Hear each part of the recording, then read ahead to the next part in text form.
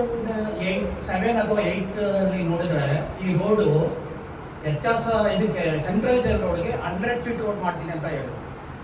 High tech corridor ಮಾಡ್ತೀನಿ ಈ road ಕೈಗೊಂಡ್ರಳ್ಳಿಯಿಂದ ಹಿಂಬದಿ ದೇವಸ್ಥಾನ ಇದೆಯಲ್ಲ, ವೆಂಕಟೇಶ್ವರ ದೇವಸ್ಥಾನದಿಂದ ಇದು ಇದಕ್ಕೆ ಹೊಸೂರು ರೋಡಿಗೆ ಜಾಯಿಂಟ್ ಆಗುತ್ತೆ ಅಂತ ಹೇಳಿದ್ರು.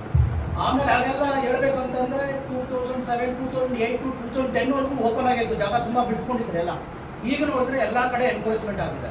ನಾವು ಓಡಾಡಬೇಕಂದ್ರೆ ತುಂಬ ಕಷ್ಟ ಆಗ್ತಾ ಇದೆ. BBMPಗಳವರು ಸೀರಿಯಸ್ನೆಸ್ಸೇ ಇಲ್ಲ ಹೇಳ್ಬೇಕಂದ್ರೆ, ಅವ್ರು ಬಾಧರೇ ಇಲ್ಲ.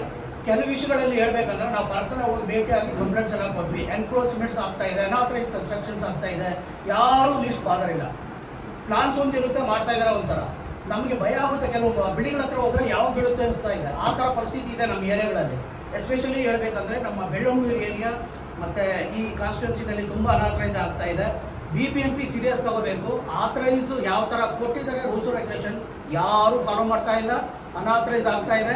ಜನಗಳು ಮೂವ್ಮೆಂಟ್ ಆಗಬೇಕಾದ್ರೂ ತುಂಬಾ ಕಷ್ಟ ಆಗ್ತಾ ಇದೆ. ನಮ್ಗೆ ಈ ಕಡೆ ಬಸ್ಸುಗಳು ಹೋಗೋದಕ್ಕೂ ದಾರಿನೂ ಇಲ್ಲ, ರಸ್ತೆನೂ ಇಲ್ಲ. ಹೇಳ್ಬೇಕಂದ್ರೆ ಹೊಸ ರೋಡಲ್ಲಿ ಇದು ಹೇಳೋದು ದೊಡ್ಡದಾಗಿದೆ. BBMP ಹಾಗೆ ಮಾಡ್ತಾರೆ, ಇದು ಮಾಡ್ತಾರೆ ಅಂತ. ನನ್ನ ಎಕ್ಸ್ಪೀರಿಯನ್ಸಲ್ಲಿ BBMP ಏನು ಮಾಡ್ತಾ ಇಲ್ಲ, ಏನೇನೋ ಆಗ್ತಾ ಇದೆ, ಇಲ್ಲಿ ಏನೇನೋ ಹೋಗ್ತಾ ಇದೆ. ಲೀಸ್ಟ್ ಬಾದರ್ BBMP. ನನ್ನ ಎಕ್ಸ್ಪೀರಿಯನ್ಸಲ್ಲಿ ನಾವು ಪರ್ಸನಲ್ ಭೇಟಿಯಾಗಿ BBI ಆಫೀಸರ್ಸ್ಗೆ ಅವ್ರಿಗೆ ಭೇಟಿಯಾಗಿ ನೋಡ್ತಾ ಇದ್ದೀವಿ.